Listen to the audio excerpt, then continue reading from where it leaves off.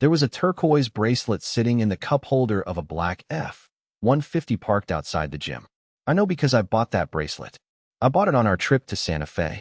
The one where she accidentally left her phone in the hotel for an entire night and claimed she got lost in the art scene.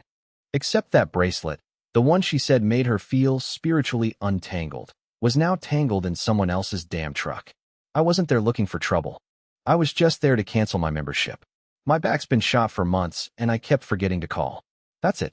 I was in sweatpants and flip-flops. I looked like a guy who gave up. And then I saw it. I peeked through the driver's side window like a creep, heart pounding. The bracelet was next to an empty protein shake bottle and a crumpled receipt from a seafood restaurant. I read the name on the gym parking permit. Evan B. Evan. I walked back to my car, sat inside, turned off the radio, and just stared at my hands for 10 straight minutes. That night, when she got home, she kissed my cheek like always, asked what I wanted for dinner, said she had a soul-opening stretch session. I didn't say anything. I just went to the bedroom, packed her things into the laundry basket she always said ruined the aesthetic of the room, and left it by the front door. She found it 30 minutes later. Lowell, what's this? I looked her in the eye, calmly, and said, cool. Pack your things. She paused, confused, then angry, then defensive, then suddenly in tears. And I said nothing else. I walked into the bathroom, closed the door, and turned on the shower just to drown her out. She left that night. Exactly 1 week later, she came back. Same bracelet, same tears. And then she said the one thing that sent this entire train wreck off the rails. You won't believe what came next. Exactly 7 days after she left, suitcase in hand, tears on her cheeks, bracelet swinging mockingly on her wrist, I heard the knock. It was 10:46 p.m. I remember because I had just finished microwaving leftover pad thai and was watching a video essay titled, Why All Rom-Coms Secretly End in Divorce. Fitting. The knock wasn't frantic. It wasn't aggressive. It was hesitant, like a kid knocking on the principal's door after breaking something expensive. I didn't move at first. I just stared at the door like maybe it would knock again and change its mind. It didn't. I opened it to find Darla standing there in that stupid beige hoodie she once swore didn't go with her aura. She looked drained. Not the usual post-yoga flushed kind of tired. No, this was something different. Her lips were chapped. Her eyeliner smudged. Her eyes, hollow. I didn't say anything. She took one step forward, then stopped and said, He's not who I thought he was. Just like that. No hello. No apology. No explanation for the betrayal. Just that sentence. I leaned against the doorframe and asked, Who is he then? She looked away. I thought he was kind. I thought he got me. But when we were at his place, he started making these comments about my laugh, about how I talk too much during movies. He told me I overthink things and that I carry a lot of emotional baggage. I waited. And then he asked me, she continued, if I always cry this much. Like it was inconvenient. I let out the softest laugh I could manage without it turning into a cough. Inconvenient? You mean like when you cried because I bought the wrong almond milk? She didn't answer. I stepped aside and said, You're not staying here. So if you came to unpack that emotional baggage, maybe do it somewhere else. That hit her. She looked stunned, like she had expected me to be soft. Lowell, the human doormat. Lowell, the fixer. The emotional airbag she could crash into and bounce back from, unharmed. But not this time. You told me he made you feel alive, I added, quieter now. So go feel alive, Darla. Go cry on his couch, or in his truck, or wherever he keeps his emotionally available side. She took a shaky breath. I made a mistake. No, I said. You made a choice. Now you're just uncomfortable with the consequences. I closed the door. Did I feel triumphant? Not even close. I felt hollow, like I'd just won a battle by losing everything. I stood there for a full minute, staring at the wood grain of the door, half expecting her to knock again. She didn't. But that wasn't the last time I'd hear from her. Not even close. Because 2 days later, someone else knocked on my door. And they weren't there to apologize. 2 days passed since I shut the door on Darla, and I hadn't heard a word. No texts. No calls. No passive-aggressive memes posted to her Instagram story. It was eerie. Like she'd been erased from the planet. I should have felt relief. Instead, I felt like a soda can after it's been shaken and left sealed. Calm on the outside, but vibrating somewhere deep in the metal. Then came the knock. This time, it was around noon. I was still in my robe, finishing a bowl of cereal I had no appetite for. I opened the door expecting Amazon. Or maybe some local kid trying to sell me a subscription to a newspaper I'd never read. But it wasn't either of those things. It was a man, mid-30s, clean cut, strong jaw, leather jacket that looked like it had been ironed. But the weird part? He looked like me. Or rather, what I used to look like 10 years ago. Thicker hair, sharper posture, just enough stubble to look rugged but intentional. He smiled, but not warmly, not friendly. "Lowell," he asked. I nodded. "I'm Evan." It was like my stomach dropped into my socks. The Evan who made her feel alive. The one she cried for. The one she packed her things for. Now he was on my doorstep. My first instinct was to slam the door. But he raised his hand in a calm, deliberate motion, like a cop telling someone to stay in their lane. "I'm not here to cause problems," he said. "I just need to talk to you. It's about Darla." The sheer audacity of it made me freeze. He was standing there like we were two ex-boyfriends of the same woman, like this was some kind of support group for men who'd survived her chaos. "I don't really care what you need, Evan," I said, gripping the doorknob. "You're standing on the porch of the guy whose wife you slept with. There's no scenario where this ends with us high-fiving." He looked uncomfortable, but not embarrassed. That was the worst part. It was like he had something to say and had rehearsed it in the car on the way over. "She's been lying to both of us," he said quietly. "And I think you deserve to know what she's planning." That was enough to pause my hand. Something in his voice didn't feel performative. It didn't sound like the smooth-talking yoga bro Darla painted him to be. "She told me she was divorcing you," he continued. "Said you were emotionally unstable, controlling, that she needed space to heal before we could go public." I didn't respond. I didn't blink. "Then last night," he said, stepping back from the door slightly, "she showed up at my place unannounced. Told me you kicked her out. She was crying, but it felt fake. So I pressed her, asked questions. She got defensive, then angry. Then she said something that didn't sit right." "What did she say?" I asked, despite myself. "She said she hoped you'd be too depressed to fight back when the papers came through. That you wouldn't have the spine to challenge her for the house." My stomach flipped. That's when Evan handed me something. A folded piece of paper. Not legal paperwork. Not a love letter. It was a receipt. From a storage unit. Opened in my name. "But I started." "She forged it," he said. "She's been moving stuff out slowly. Selling things online. High-end items. Collectibles. Stuff you wouldn't notice gone right away." I didn't even realize I'd taken a step back until I felt the carpet under my bare feet. "I think she's setting you up," he said, his voice now lower, calmer. "And I don't know why." And then, just like that, he left. Did I trust him? No, not fully. But something about the whole thing had shifted. The betrayal wasn't just emotional anymore. It was tactical, calculated. And I had no idea how deep it went, until I checked our joint credit card account. What I found that night made my blood run cold. I didn't want to believe Evan. Maybe it was pride. Maybe it was the leftover scraps of loyalty that refused to die. Or maybe it was just easier to pretend he was full of it than to confront the truth, that Darla hadn't just broken my heart. She'd been quietly breaking my life behind my back. But later that night, while I sat in bed with the glow of my laptop illuminating my pathetic reflection in the black screen, curiosity won. I logged into our joint credit card account. She didn't know I still had the login. We had set it up together years ago when we were working on communication. I'd completely forgotten about it until now. The first few charges looked normal. Grocery store, gas station, boutique yoga classes. Nothing unusual. Then came the red flags. A $729 charge to Decovine Interiors. A $342 purchase from a jewelry shop in Albuquerque, a city neither of us had been to in months. 2 separate charges from an online reseller marketplace totaling $1,891. And finally, a $902 transaction labeled Midtown Movers.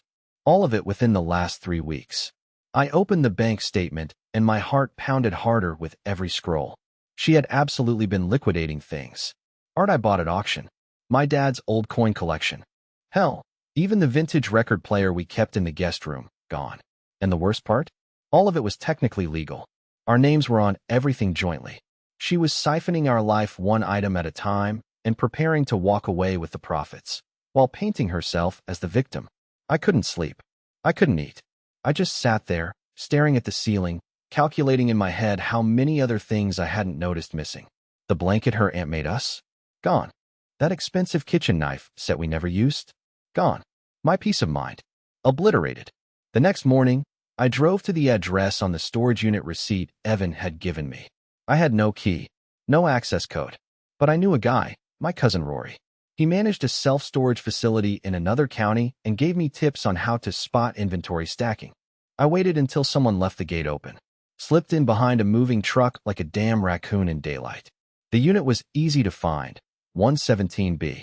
The lock had a fresh shine, new, untouched by rust or time. I stood there staring at it for a full 5 minutes. Not because I didn't know what to do, but because part of me still hoped I was wrong. That maybe Darla was going through something. That maybe this was some weird coping mechanism and she wasn't intentionally trying to destroy me. Then I heard a voice behind me. You probably shouldn't be here. I turned. It was the property manager, mid-50s, scruffy beard, sunglasses resting on his bald head. He looked like he'd seen everything and stopped caring 5 years ago. I froze. She told me you might show up, he added casually. That's when my mouth went dry. She what? He nodded. Said her ex-husband was unstable. Might try to break into her unit. Asked us to be on alert. Ex-husband. She was already calling me that. Not soon to be. Not, we're working it out. Just ex. And she had planned for me to find this place. She was setting the narrative in advance, telling people I was unhinged. Dangerous. She say what was in there? I asked. He shook his head. Didn't ask. Didn't care. I thanked him, walked back to my car in a haze, and sat behind the wheel for 15 minutes before starting the engine. That night, I got a text from an unknown number. Hope you enjoyed your little field trip. Just remember, I'm not the one unraveling. No name. No emoji. Just cold, polished venom. That's when I knew. She was done pretending. And she wasn't just burning the bridge. She was pouring gasoline on every memory we'd ever built, and smiling while she struck the match. By the time the weekend rolled around, I was convinced Darla had rehearsed my downfall like a Broadway monologue. She wasn't just trying to hurt me. She wanted to rewrite me. And worse, she wanted to do it in front of an audience. Saturday morning, I woke up to a text from my sister, Melody. Just a screenshot. No message. No explanation. Just an image. It was a Facebook post from Darla's account. Trying to find peace in the chaos.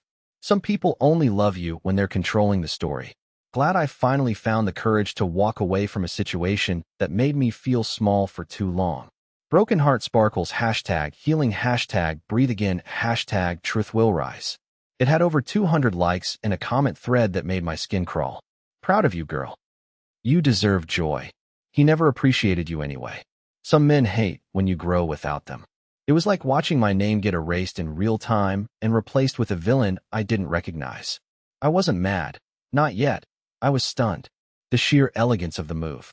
She wasn't coming at me with lawyers or threats. She was turning me into a narrative. And I knew the type of people who bought into these curated tragedies. They didn't want context. They wanted villains. And I was suddenly the villain in a story I hadn't written. I didn't respond. I didn't comment. That would have fed her machine. Instead, I shut off my phone and opened a bottle of wine at 11:30 in the morning. I drank it slowly. Not to feel better, just to feel anything. That evening, a delivery driver showed up at my door with a box. No name. No note. Just a return address from a wellness brand Darla used to promote back when she called herself a spiritual ambassador. Inside the box was a bundle of things. My old hoodie, a framed picture from our anniversary trip, a mug that said, "World's okayest husband," and a single post-it note with 3 words. No hard feelings. I stared at it like it might catch fire if I blinked too hard. She was performing some twisted version of closure. One where she got to walk away clean while I stood knee-deep in emotional wreckage, surrounded by artifacts of a life we used to share. I tried to distract myself. I went for a walk, ordered a greasy burger, scrolled Reddit, laughed at memes I didn't really find funny. Then, around midnight, I noticed something strange. My email had 6 failed login attempts, all from unknown IPs. My bank account had triggered a fraud alert and locked me out temporarily. Someone had tried to access my online health records.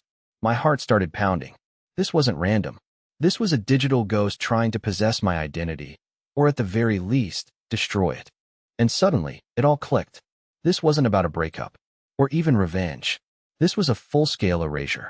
Darla wasn't just trying to leave me. She was trying to replace me.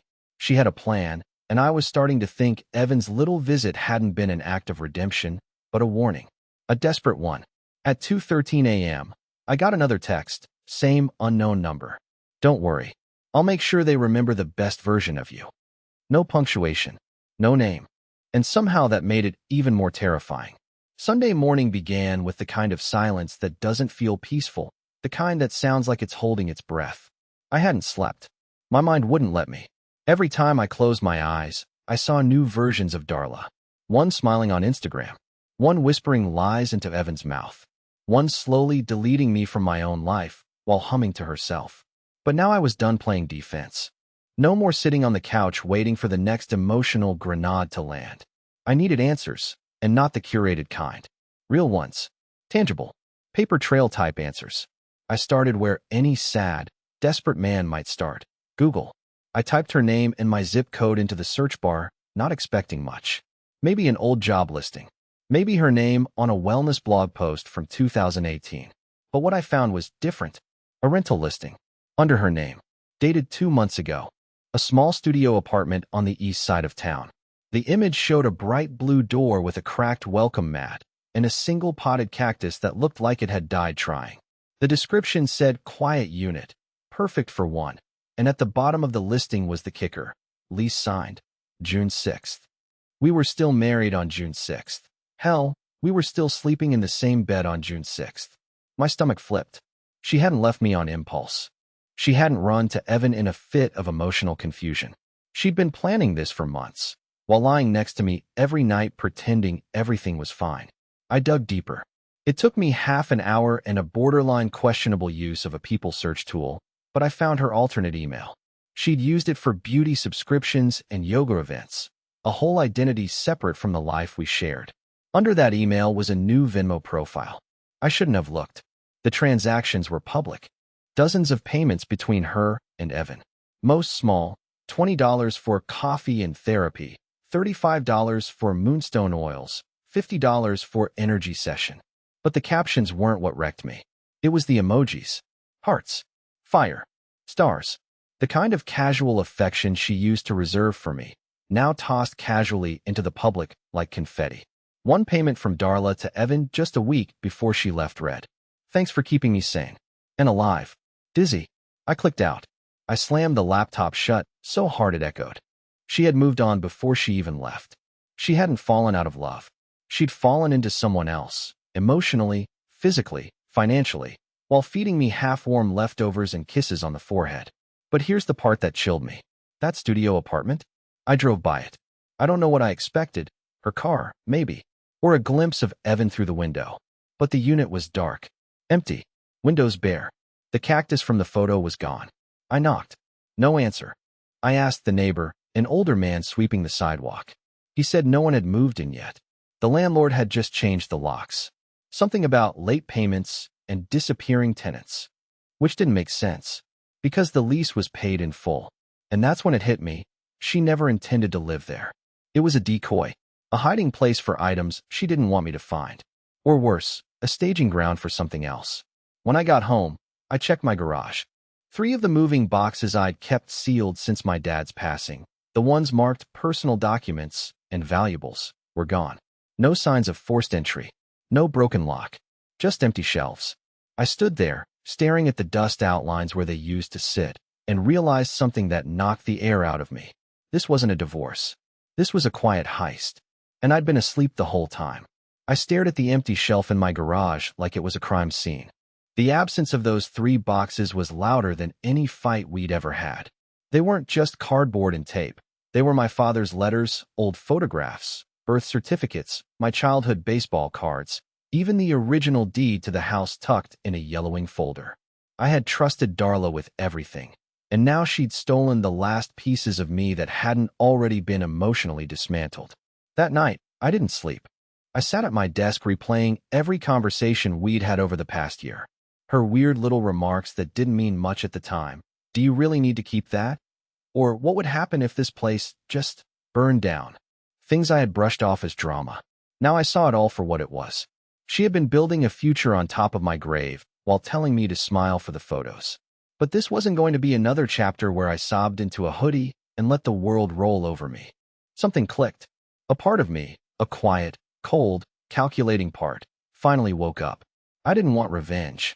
Not in the cliché, slash tires and drama kind of way. No, I wanted truth. I wanted it loud. I wanted her mask ripped off in front of everyone she'd lied to. And I wanted to do it the one way she didn't expect. Legally, quietly, and with receipts. So I called someone I hadn't spoken to in over a year. Dean, my old college roommate. He was a divorce lawyer now, the kind of guy who looked like a stockbroker but fought cases like a street brawler. He picked up on the second ring. "Lowell," he said, surprised. "Man, I thought you were calling to ask for bail money." I didn't laugh. I told him everything. The studio lease, the forged storage rental, the credit card history, the social media narrative, the missing boxes, the suspicious logins, even Evan showing up at my door like a jilted side character trying to rewrite his role. Dean didn't say much during my rant. He just listened. And when I was done, he cleared his throat and said, "You need to act now. She's not just leaving you. She's staging you as the villain. This isn't emotional. It's strategic. And it's way past the point of talking it out." He sent me a list that same night. Bank accounts to freeze, passwords to change, a digital forensic investigator he trusted, and instructions for filing an emergency injunction to prevent the sale or relocation of any jointly owned property. I didn't waste a second. I printed everything. I stayed up all night assembling a binder of evidence like a man building his own parachute mid-fall. By noon the next day, I had filed the injunction and frozen our joint accounts. Darla had taken over $12,000 in shared assets since she left. I couldn't claw back all of it, but I could slam the door on whatever she was planning next. And I wasn't done. I went to the storage unit again, this time with Dean's investigator. He had access to databases I didn't even know existed. Within 15 minutes, he pulled the lease file. Darla hadn't just signed for the unit using my name. She had used a forged utility bill and a falsified signature that didn't even match her handwriting. He took photos, logged the evidence, and told me something that made my skin prickle. "She's done this before." That night, I couldn't stop thinking about that line. "She's done this before." It echoed in my head like a warning I didn't fully understand yet. And then, just before midnight, a notification pinged on my email. It was a message from someone I'd never heard of. A woman named Heather M. Subject line, "I think I know what she's doing to you." The body of the email was short. "She did it to my brother. Ruined his life. If this is the same Darla Henderson, you need to call me. Immediately." I read it 5 times. Then I clicked reply. Because if what Heather said was true, this wasn't just betrayal. This was her pattern. Heather called me the next morning. She spoke carefully, with the kind of weight in her voice that comes from watching someone you love get dismantled by a person who smiles during it. Her brother, Corey, had dated Darla 4 years before me. It ended in court. In therapy. In debt. "She's not reckless," Heather told me. "She's strategic. She gets close, learns your weaknesses, isolates you emotionally, then takes what she wants and flips the story before you realize it was ever yours." I listened. I didn't interrupt. Everything she said matched what I had experienced down to the breath patterns. Darla didn't just ruin people. She erased them, rewrote the script, and handed it to the audience with tears in her eyes. But this time, I had a backup copy. With Heather's help, Dean filed for a restraining order, not out of pettiness, but because Darla had begun making fake calls to banks using my identity. We had evidence. Phone records, IP logs, even screenshots from a burner email she used to reset 2 of my accounts. Dean said it wasn't just a divorce now. It was a criminal matter. That week, the court granted a freeze on all asset transfers. The house, the cars, the remaining funds, locked. The day after the order was served, Darla tried to call me. 3 times. I didn't answer. Then a text came through. "Why are you doing this?"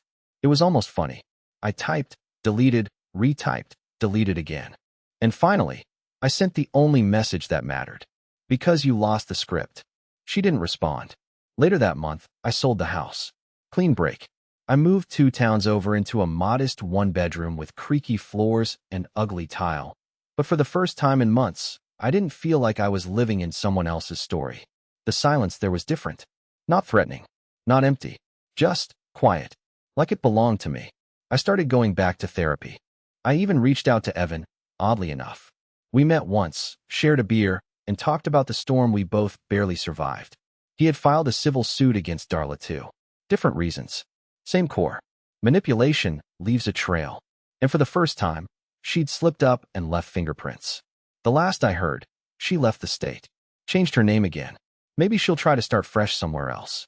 But eventually, the pattern catches up to people like that. As for me, I'm not bitter. I'm rebuilding, slowly. My mornings start with real peace now, not forced smiles and fake forgiveness. I learned to cook for myself instead of making meals for someone who picked at the edges and said she wasn't hungry. I framed one of my dad's old letters that I did recover. It's hanging above my desk now, right next to the phrase I used to hate, but finally understand. Better alone than eroded. And every now and then, when the wind hits just right and I hear nothing but my own thoughts, I think about how close I came to disappearing inside someone else's version of me. Not anymore. Not ever again.